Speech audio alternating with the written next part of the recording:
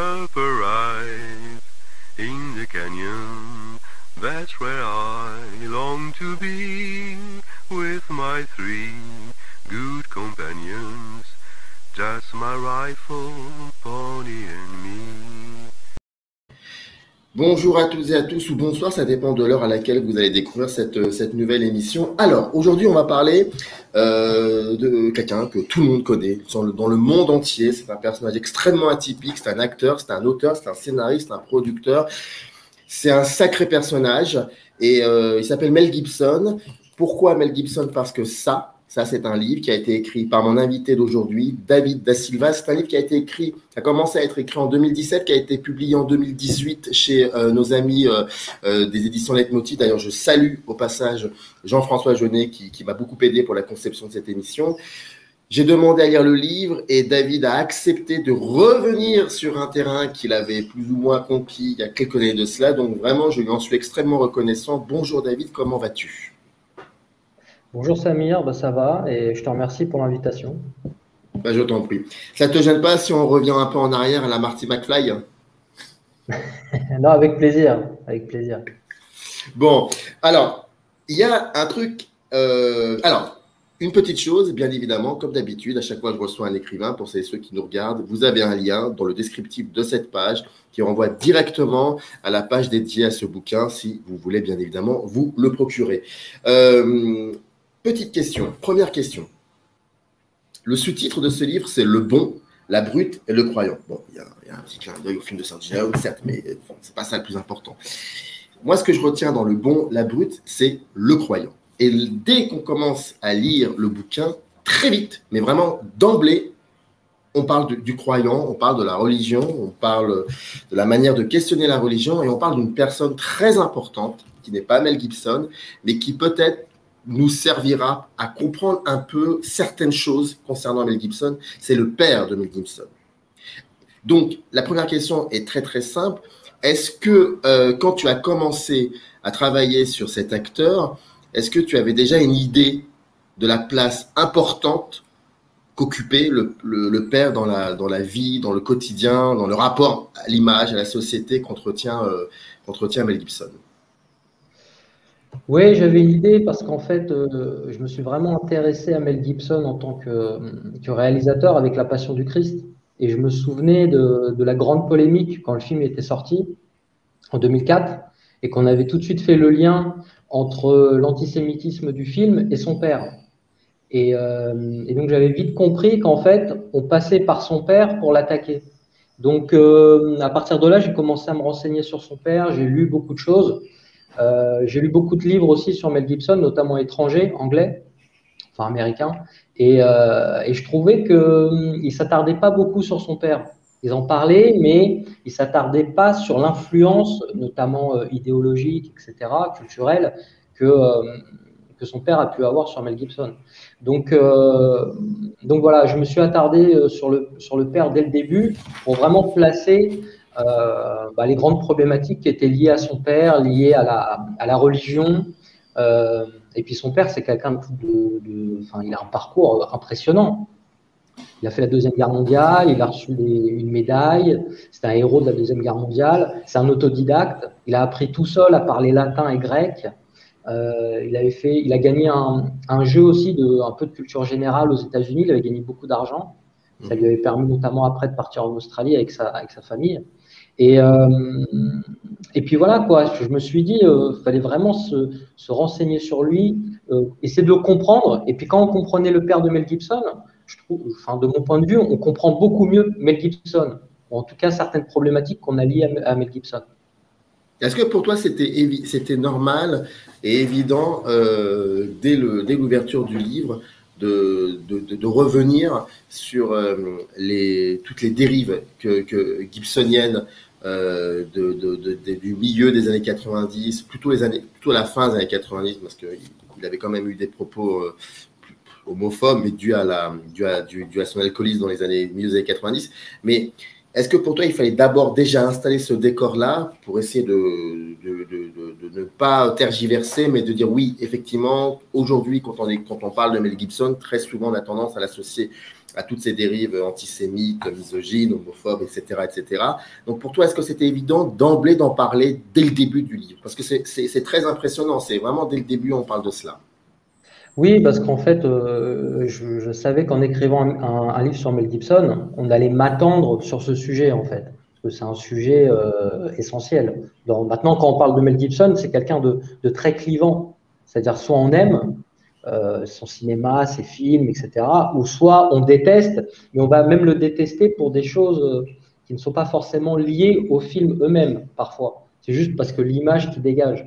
Donc je me suis dit, voilà, il faut traiter le sujet, on va mettre, tout sur la table, on va expliquer pourquoi il y a eu des polémiques, pourquoi il a eu vraiment tort sur beaucoup de choses.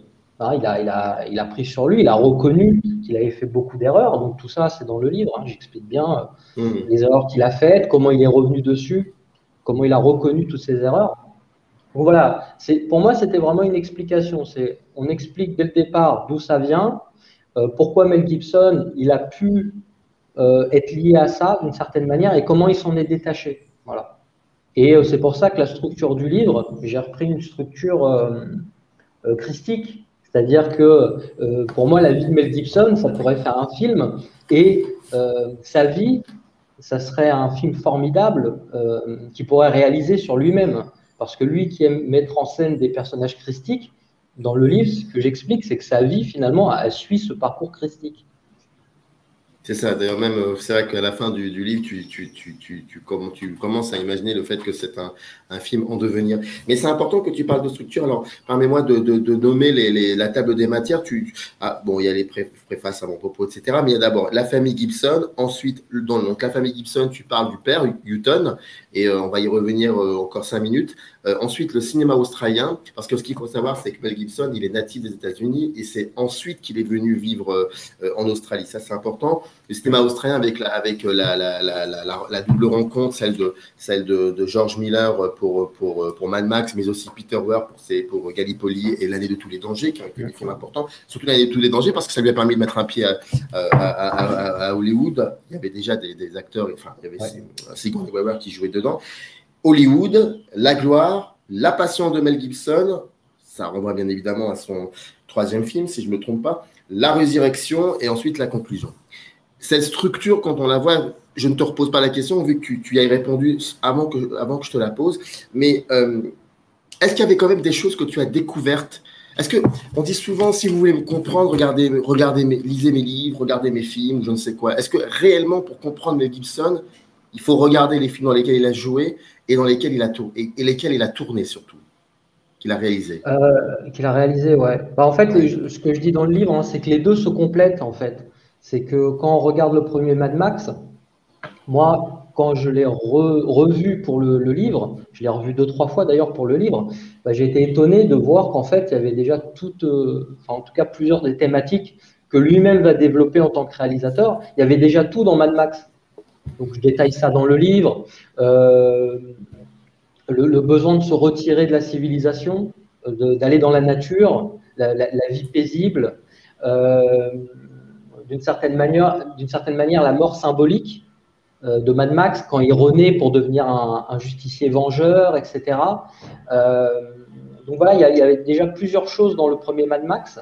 Et puis, dans les autres films, tu as parlé de l'année de tous les dangers. Dans l'année de tous les dangers, il y a un vrai personnage christique, mais qui est vraiment explicite. Alors, c'est le nain sino-américain qui est incarné d'ailleurs très, très magnifiquement par Linda Hunt, et qui est un vrai personnage christique, quelqu'un qui va donner sa vie pour lutter contre une injustice, etc., qui va changer la vision du monde du personnage de Mel Gibson. Donc moi, quand j'ai revu tous ces films en tant qu'acteur, je me suis dit, mais en fait, il y avait déjà tout dans ces premiers films, toutes les thématiques qu'on va retrouver dans ces films en tant que réalisateur. Donc ça, c'était assez passionnant de redécouvrir ça.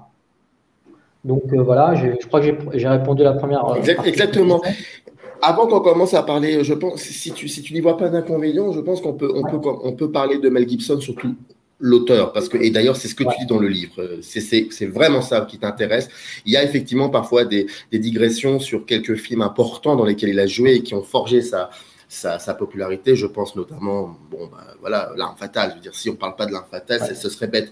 Mais en tout cas, toi, mais c'est vrai que ce que tu dis très vite d'emblée, c'est attention, moi, c'est vraiment les films qu'il a réalisés parce qu'il y a des choses à dire qui en sortent, qui en découlent. Mais avant cela, parlons un tout petit peu de Houghton Gibson, donc du papa, parce que c'est quand même un sacré lascar qui a écrit des choses, qui les a dites et qui les a toujours pensées. Et tu as une très très belle phrase dans laquelle tu dis comment un enfant à ce moment-là peut se démarquer de tout cela. Comment un enfant, voire un adolescent, comment il peut vivre avec tout ce qui a été dit, tout ce qui a été écrit par son père, qu'il considère comme un héros.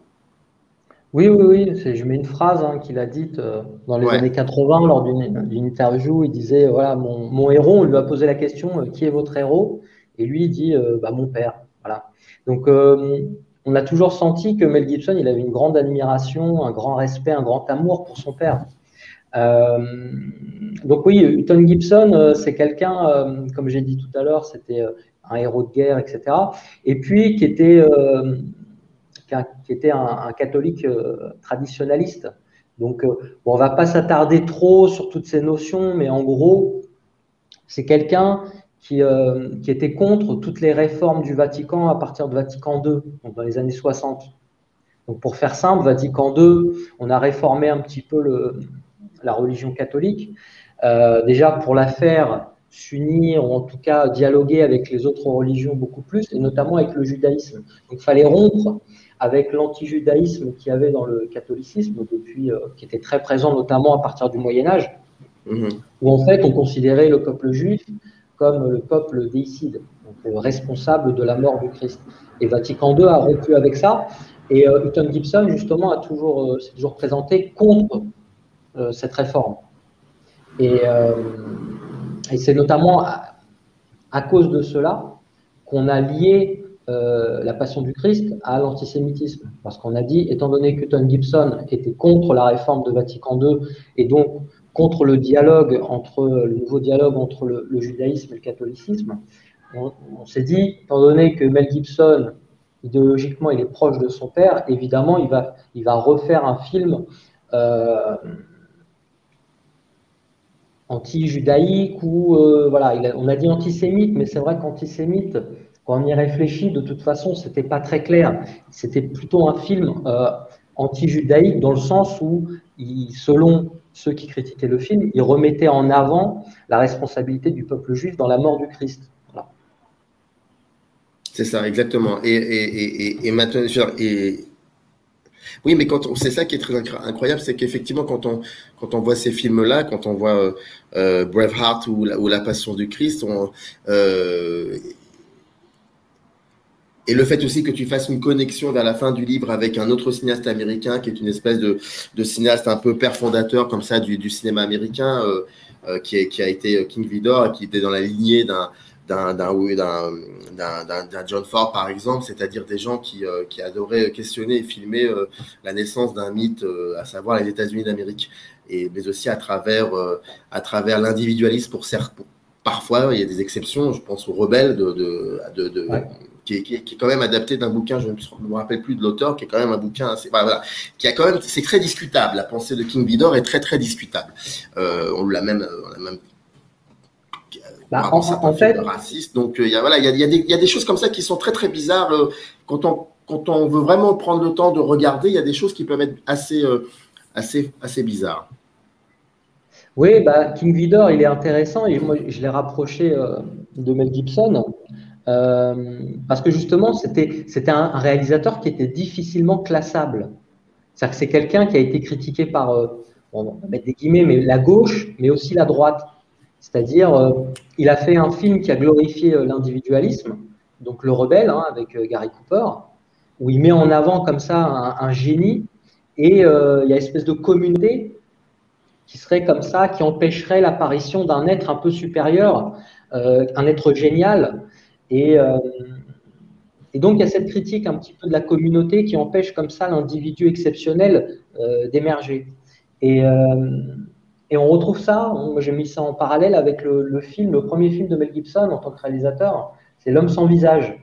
Je trouve qu'il y avait cette thématique aussi, avec un être un peu exceptionnel. Et à un moment donné, il est tellement exceptionnel on l'a tellement glorifié qu'on va aussi on va aussi le crucifier d'une certaine manière, c'est-à-dire qu'il va être ostracisé par la société, il va se retrouver accusé. Alors dans le film, c'est bien dit que c'était à tort, hein, etc. Et donc il y a cette vision aussi de espèce de communauté qui empêche, ou en tout cas qui va ostraciser l'individu génial. Donc ça, je rapprochais ça de King Vidor et du rebelle, l'homme sans visage. Et puis ensuite, on a dit que King Vidor, c'était aussi quelqu'un qui glorifiait des idées proches du communisme, ou en tout cas du socialisme, avec notre pain quotidien, où il mettait comme ça, il glorifiait une petite communauté qui partait, alors c'est pendant la Grande Dépression, qui partait à la campagne, qui vivaient tous ensemble, et puis qui arrivait comme ça à créer une alchimie et qui arrivait à survivre. Donc là, il y avait la glorification du petit groupe qui vivait ensemble, qui s'entraidait, etc.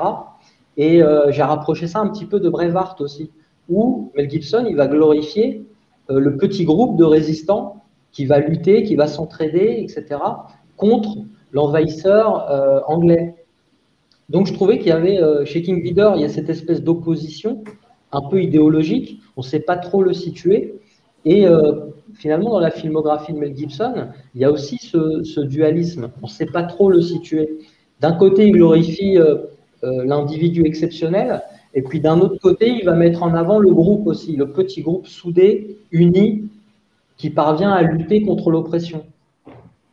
Oui, mais il est toujours, lui, il joue toujours le rôle d'un personnage qui se démarque un peu de tout cela. Comment on peut expliquer que… Alors, nous, d'ici, c'est vrai que ça peut prêter à sourire parce que c'est une autre culture, c'est une autre façon de raconter l'histoire. Et puis, on a un rapport avec le mythe qui est complètement différent des États-Unis d'Amérique par son histoire, par plein de choses. Et c'est ce qui la rend… en tout cas, l'histoire états-unienne la rend fascinante. Mais comment on peut expliquer que pratiquement jusqu'à ces moments, jusqu'à sa chute, il est toujours eu envie, toujours joué des personnages qui ont un rapport avec la nature très très fort, qui se démarquent des autres, qui sont dans une position très christique et qui sont source de rébellion et qui finissent par être celui qui arrive à régler les problèmes. Comment on peut… C'est vraiment récurrent chez Mel Gibson. Oui, en fait, dans le livre, j'explique bien que Mel Gibson, il a toujours été passionné par Joseph Campbell, hein, et son livre, Le héros, 1001 visages. Donc, il le dit explicitement, il s'est toujours inspiré de ça pour écrire ses scénarios, pour ses personnages de films.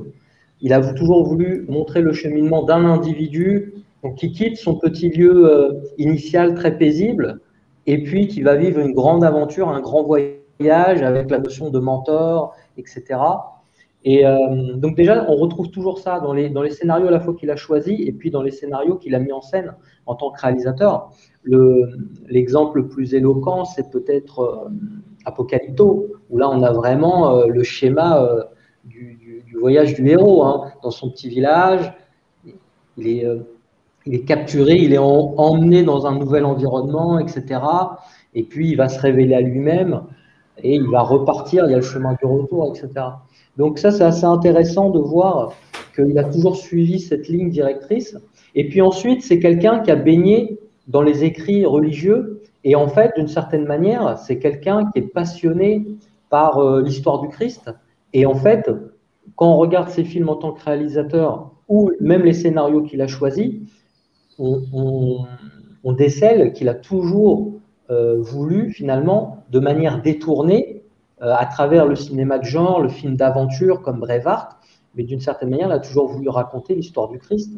Voilà. Il a voulu toujours raconter comment il y a un homme, à un moment donné, qui apparaît, qui peut être considéré par les autres comme un peu fou, comme voilà, quelqu'un d'un peu étrange, mais d'une certaine manière, la foi qu'il a en lui, ça va transformer totalement les gens qui l'entourent. Son dernier film comme réalisateur, il est très explicite là-dessus. Tu ne tueras point, c'est ça. Hein. C'est quelqu'un qui arrive dans l'armée, qui a une vision du monde qui est totalement étrange. C'est-à-dire qu'il part à la guerre, mais il veut tuer personne, il veut sauver les gens. Et à la fin du film, je ne sais plus, je crois que c'est un sergent qui lui dit ça. Il lui dit, voilà, tu es devenu un exemple pour les autres. Ils ont envie de croire à ce que tu crois maintenant. Donc finalement, lui aussi, il a eu des apôtres.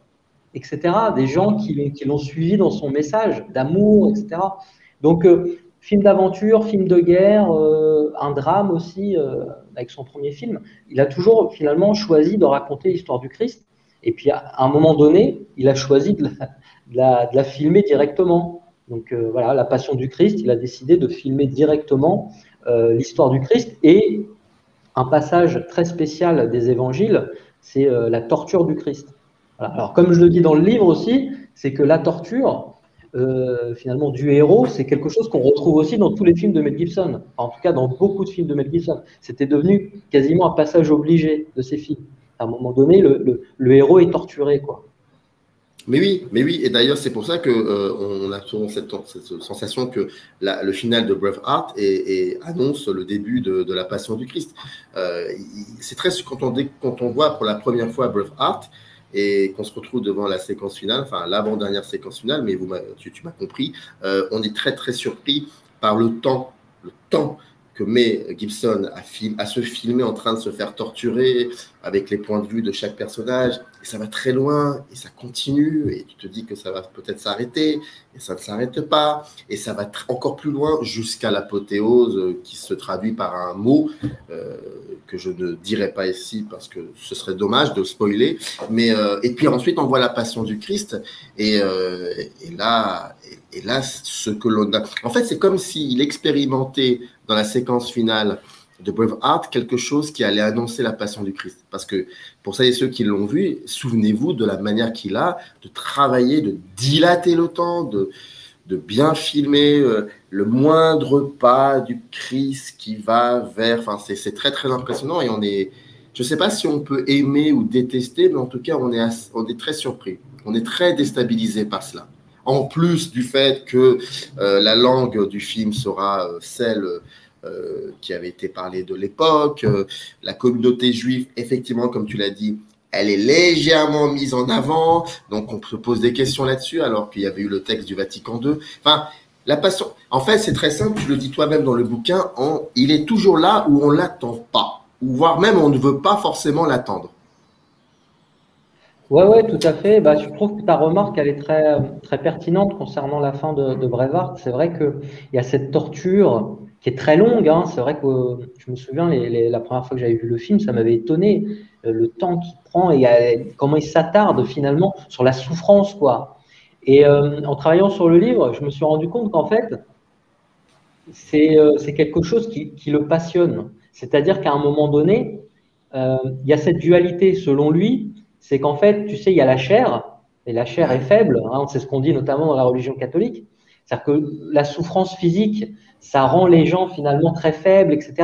Mais il y a l'âme, et selon lui, il y a cette dualité, c'est-à-dire qu'on a ce besoin de transcendance lié à l'âme, de se dépasser, etc. Et il y a la bassesse humaine liée au corps.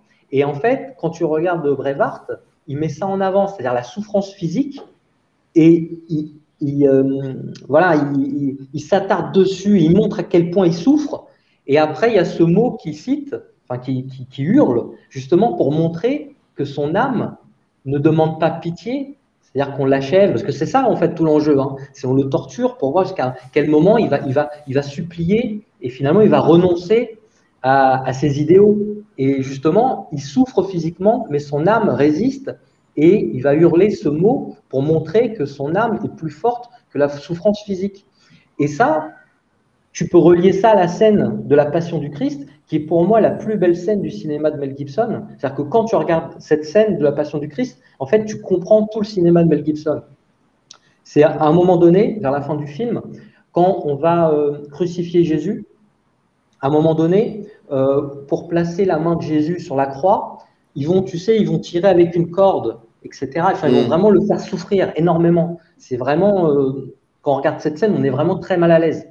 Et tu as Saint Jean qui est là, avec Marie et Marie-Madeleine, et il regarde cette scène, et tu as le flashback de la scène où, c'est-à-dire le dernier repas du Christ, où Jésus dit à ses apôtres, aimez-vous les uns les autres. Enfin, il a un grand message d'amour. Et après, on revient sur la scène de la crucifixion, et qu'est-ce qu'on voit? On voit le Christ qui souffre et qui dit pardonne-leur, Père, car ils ne savent pas ce qu'ils font. C'est-à-dire qu'en fait, au moment où il souffre énormément, il a un message d'amour. Et là, on voit que Mel Gibson, tout de suite, il cadre sur le visage de Saint Jean qui prend conscience qu'en fait, que tout le message d'amour qu'avait dit le Christ auparavant, il l'applique. C'est-à-dire que grande souffrance physique, etc., il aurait dû penser à lui et réclamer la pitié, et ben en fait, il a un message d'amour envers les autres. Et ça, c'est pour moi, c'est la plus belle scène et c'est le plus beau moment du cinéma de Mel Gibson. Et je pense que c'est quasiment pour ça qu'il a réalisé ce film, en fait. Cette dualité, c'est-à-dire sa souffrance physique et à quel point l'âme humaine, elle peut réclamer de l'amour envers les autres, etc. Et c'est pour moi voilà, le symbole du cinéma réalisé par Mel Gibson. En tant qu'auteur, je pense que c'est sa plus belle scène, c'est celle qui résume son cinéma, vraiment. Alors, je ne sais pas si j'ai été très clair, notamment pour ceux qui n'ont pas vu les films, mais voilà. Très, très clair. Est-ce qu'on peut qualifier Mel Gibson, attends, je vais utiliser un mot extrêmement grossier et puis un mot qui va peut-être te faire, parce que ce mot-là, tu le travailles depuis très, très longtemps. Est-ce qu'on peut, et tu vois très bien de quoi je veux parler, j'imagine, est-ce qu'on peut qualifier Mel Gibson de réalisateur populiste? Alors, dans le livre, je fais le lien entre le populisme et certains films de Mel Gibson, notamment La Rivière, qui est un film pastoral sur la difficulté des agriculteurs en Amérique dans les années 80. D'ailleurs, c'est un film qui est peu connu de Mel Gibson, mais moi je l'aime beaucoup. Je trouve que c'est un film qui est très touchant, etc. Et Mel Gibson est très bon dedans. Alors ce film-là, il est vraiment populiste, dans le sens où il met en avant le petit indépendant qui essaie de survivre et de garder son indépendance et qui va perdre ses terres au profit de grandes corporations, etc. Donc il y a la lutte du petit Américain travailleur qui veut garder son indépendance face aux grandes entreprises. Voilà, ça c'est très populiste, c'est très dans l'idéologie populiste. De ce point de vue-là, oui, on pourrait dire que Braveheart, d'une certaine manière, l'est aussi, parce qu'il montre comme ça un petit groupe qui veut garder sa liberté face à un envahisseur qui veut les dominer, etc. Souvent les Anglais, hein. Il y a un problème avec les Anglais. C'est ce que je dis dans le livre. Mais tu vois que c'est déjà ça dans les films qui tournent au départ en Australie. C'est-à-dire, on voit ça déjà dans les films avec Peter Weir. C'est-à-dire Gallipoli, L'année de tous les dangers. Il y a déjà l'ancien colon anglais qui est là avec son idéologie, sa condescendance, etc. Donc, de ce point de vue-là, c'est assez intéressant. Donc voilà, populiste, certains films, oui. Braveheart, d'une certaine manière, on pourrait le qualifier comme ça. Mais globalement, non, parce que je trouve qu'il est beaucoup plus subtil que ça parfois. Voilà, c'est quelqu'un qui est vraiment qui est difficile à classer.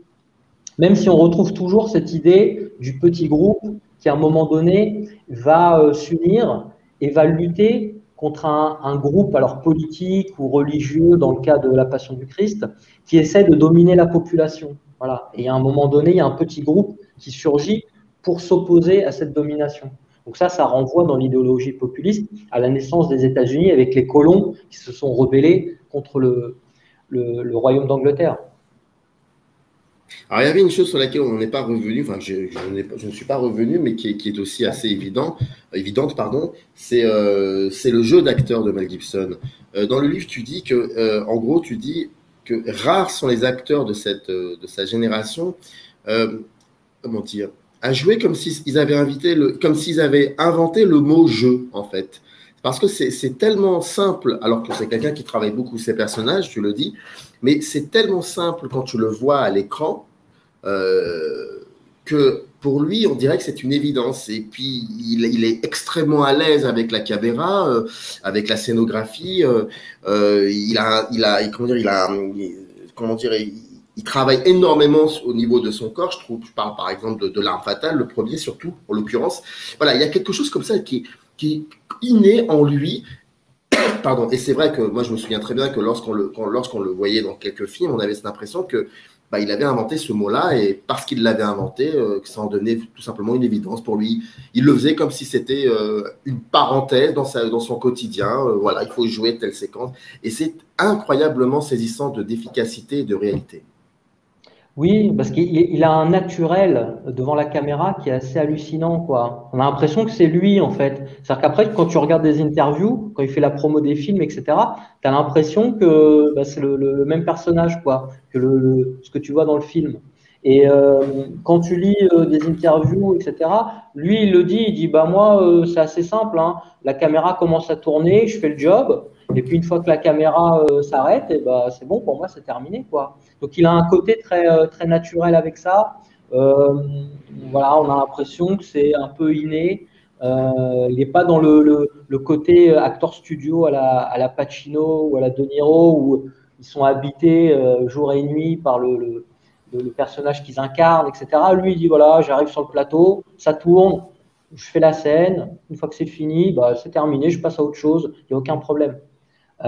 C'est vrai. Sauf que je dis aussi dans le livre qu'on peut nuancer ça parce qu'on voit que quand même les personnages qu'il a choisis, etc., en général, ça lui ressemble beaucoup. Ou en tout cas, a posteriori, aujourd'hui, on se dit que quand même les personnages qu'il a choisis, même dans des petits films, etc., il y a un côté voilà, je ne vais pas dire autobiographique, mais en tout cas, il se sent en osmose avec eux, avec cette dualité, c'est-à-dire un côté à la fois très joyeux, très drôle. Martin Riggs, c'est ça, hein, il a cette dualité, c'est quelqu'un de un côté très bouffon, très drôle, etc. Et puis un côté très dépressif. Et puis ensuite, quand on analyse la vie de Mel Gibson, on se rend compte que bah, c'est très lié aussi à lui, quoi. C'est quelqu'un qui peut être très adoré sur les plateaux par les gens avec qui il a travaillé. Parce qu'il y a très peu de gens qui ont dit du mal de lui, hein, avec qui il a travaillé. Ça aussi, il faut. Voilà, moi, j'ai fait des recherches, il y a très peu de gens qui disent du mal de lui. Hein. Voilà. En général, les gens sont impressionnés par sa gentillesse, sa simplicité, c'est-à-dire qu'il va parler au petit gars qui ramène les cafés sur un plateau, il va lui parler avec autant de respect qu'au réalisateur. Donc ça aussi, c'est quelque chose, c'est quand même très humain quand même. Et voilà, alors j'ai perdu un peu le fil. Je sais plus non, mais je vais t'aider. Mais alors, qu'est-ce qui se passe à ce moment-là? Qu'est-ce qui a fait que le gars, il est tombé parce que, je veux dire, moi, je suis contemporain de Mel Gibson. J'avais 10 ans dans les années 80, donc je me souviens très bien et puis, il était vraiment un peu particulier, il était différent de Stallone, Schwarzenegger, tout ça, qui était vraiment c'était autre chose, une autre façon mais lui, c'était vraiment différent, et puis, il est tombé aussi fortement qu'il était monté, je veux dire, dans la popularité. Qu'est-ce qui s'est passé? Qu'est-ce qui a fait? Et quand tu vois ces films, on n'a pas cette impression que c'est quelqu'un qui, parce que tu le disais, le cinéma pour lui l'a aidé dans tous les points. C'est le cinéma qui l'a aidé à exister. C'est ce que tu écris en gros dans le livre. Donc ma question est à cette image-là. Qu'est-ce qui a fait que ce cinéma qui l'a aidé à exister et qu'il a utilisé pour questionner l'humanisme sous toutes ses formes, qu'est-ce qui a fait que la réalité a pris le dessus et qu'il est tombé? Alors, c'est vrai que ça a été une grande star, hein, Mel Gibson. C'est assez impressionnant dans les années 90. Jusqu'au début des années 2000, c'était quasiment la plus grande star d'Hollywood. Un peu comme Kevin Costner, on a tendance à l'oublier, mais Kevin Costner, c'était aussi une star incroyable. Il y a des choses à rapprocher par rapport avec les Kevin Costner et puis Braveheart avec. Oui, tout à fait. Il y a un truc. Il y a des analogies à faire, à la fois un peu thématiques et puis aussi sur le parcours des deux, quoi. Parce que Mel Gibson, c'est la consécration avec son deuxième film, Oscar du meilleur réalisateur, du meilleur film, et puis Kevin Costner, il a fait encore plus fort. Ça a été avec son premier film, meilleur réalisateur, meilleur film, etc. Donc c'est vrai que ça a été à un moment donné les rois d'Hollywood, quoi. Et c'est vrai que Mel Gibson, à un moment donné, je crois qu'il a été payé 30 millions de dollars pour L'Arme Fatale 4. C'est-à-dire que c'était des sommes incroyables, c'était vraiment une superstar. Et moi, quand j'ai travaillé sur le livre, j'ai remarqué qu'à partir des années 90, progressivement, il est tombé un peu en dépression. Alors, il a perdu sa mère, notamment. Il a senti un vide, en fait, un vide spirituel. Et progressivement, c'est à partir de là qu'il est revenu justement à la religion catholique. Et Et en fait, si tu regardes sa filmographie, ce retour à la religion catholique, tu le retrouves, ou en tout cas la religion chrétienne, tu le retrouves avec 2 films. En 2002, c'est Signe de Shyamalan, où il incarne un pasteur, alors de mémoire, hein, c'est un pasteur, etc. Et quelqu'un qui se questionne aussi sur sa foi. C'est quelqu'un qui a perdu la foi et qui va la retrouver progressivement. Et puis, Nous étions soldats aussi, où il incarne je crois que c'est un général, le général Almour, je crois, de mémoire, qui est justement un croyant, quelqu'un qui est un fervent croyant et qui va partir sur le champ de bataille et qui sera toujours comme ça, qui aura cette dualité entre la mission qu'il a, c'est-à-dire voilà, une guerre à mener, des morts, etc., et puis sa foi qu'il essaie de garder. Donc en fait, ce que je dis dans le livre, hein, c'est d'ailleurs, on a l'impression que c'est un peu le brouillon de Tu ne tueras point, parce qu'on va retrouver tout ça après dans Tu ne tueras point, de façon beaucoup plus explicite et développée. Et donc ces 2 films-là de 2002, ils mettent déjà en avant un Mel Gibson que moi, j'avais pas vraiment décelé avant, c'est-à-dire quelqu'un qui expose comme ça vraiment son questionnement sur la foi chrétienne et l'importance de la foi dans la vie de ces personnages. Et de 2002, on passe à 2004, où là, il va investir sa fortune personnelle, enfin une petite partie de sa fortune personnelle, pour justement réaliser la Passion du Christ. Donc tu vois, le cheminement, il est assez logique finalement d'un point de vue artistique. On a ces films qui amènent à son film charnière qui est la Passion du Christ. D'accord. Aujourd'hui, c'est quoi Mel Gibson? C'est quoi Mel Gibson aujourd'hui? Alors Mel Gibson, je t'avoue que moi j'ai écrit le livre en 2017. Il venait d'être nommé aux Oscars comme meilleur réalisateur pour Tu ne tueras point. Le film aussi, je crois qu'il avait été nommé comme meilleur film. Donc je me suis dit, ça y est, il est parti, quoi. Ça y est, c'est reparti. Après avoir été exclu hein, de tout ça. Ah ouais, bah pendant 10 ans. Pendant 10 ans, c'était un pestiféré à Hollywood. Hein. Donc d'ailleurs, je cite le film qui se passe dans une prison, Kill the Gringo, qu'il a un peu co-réalisé parce qu'il avait mis son assistant réalisateur à la réalisation, mais en fait, bon voilà. Mais globalement, il a très très peu tourné en 10 ans. Hein. Donc ça a été quasiment 10 ans de purgatoire pour lui. Hein. Il était vraiment ostracisé. Progressivement, il est revenu, notamment dans des petits rôles de méchants, etc. Expendables 3, Machette 2, etc. Et puis, il est revenu avec ce film en tant que réalisateur, et puis qui a eu un grand succès public, grand succès critique. Alors, en 2017, quand moi j'écrivais le bouquin, je me suis dit, ça y est, il est reparti. Il avait énormément de projets. D'ailleurs, je cite les projets dans le livre. Il avait plein de projets comme réalisateur, etc. Et puis finalement, j'ai écrit ça en 2017, on est 4 ans plus tard. Et bah finalement, ça n'a pas trop avancé. Moi, je suis un peu déçu parce que il n'a pas réalisé de nouveaux films, malgré ses projets, notamment un remake de La Honte sauvage. Voilà, ça n'a pas abouti, en tout cas jusqu'à aujourd'hui. Donc, qu'est-ce qu'il fait? Il tourne beaucoup de séries B, souvent des seconds rôles. Il enchaîne ça. Voilà, je suis un peu déçu, quoi. Je trouve que ces projets, ils sont pas passionnants. Alors, il y en a un qui vient de faire, là, je crois qu'il vient de terminer le tournage d'un film avec Mark Wahlberg sur un ancien boxeur, un boxeur qui a un accident très grave, c'est une histoire vraie, hein, et qui a une révélation et qui va devenir un pasteur, en fait. Voilà, donc c'est encore le questionnement sur la foi, etc. Donc, on revient là-dessus. Ouais, il vient de tourner ce film. Il a un second rôle et en fait, le scénario et le film, il est réalisé par la femme de Mel Gibson. D'accord. Donc, bon, bah, voilà. Ceci explique cela, donc en quelque sorte. C'est très lié. Donc voilà, un peu déçu, quoi. Globalement, un peu déçu par le cheminement que ça a pris. Je trouve qu'il ne fait pas de film très intéressant.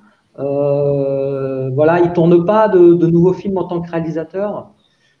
Je me suis renseigné, il n'y a pas vraiment de projet qui avance. Donc voilà, un petit peu déçu.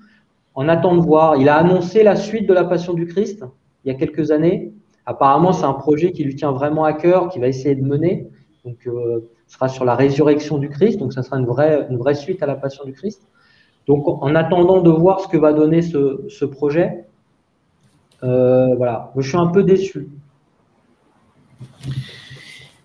Le bon, la brute et le croyant, c'est un livre de David Da Silva qui est édité chez Leitmotiv. Le voici, qui est sorti en 2018. Merci beaucoup, en tout cas, David, d'être revenu sur ce parcours atypique que celui de Mel Gibson. Et attendons de voir ce qu'il en est dans les prochaines années. Mais oui, je pense qu'il a encore la possibilité de faire quelque chose, à mon avis, de terminer en beauté, en tout cas. D'avoir commencé et de terminer en beauté. Ouais, évident. On espère, mais comme c'est quelqu'un qui est quand même artistiquement, qui est très investi, qui est capable de mettre de l'argent personnel sur un projet, comme dans La Passion du Christ, il sera aussi capable de revenir et même de mettre en place un financement pour des projets très personnels. Ça, je pense qu'on peut compter sur lui. Ouais. Merci beaucoup, David. À très vite. Et en tout cas, si vous voulez vous procurer le bouquin, vous avez le lien directement sur la page dédiée de cette vidéo. C'est édité chez Leitmotiv. Je le rappelle, une maison d'édition très, très intéressante et fondamentale. Très bonne journée à toi, David. Merci beaucoup. Merci à toi. Ciao. Générique.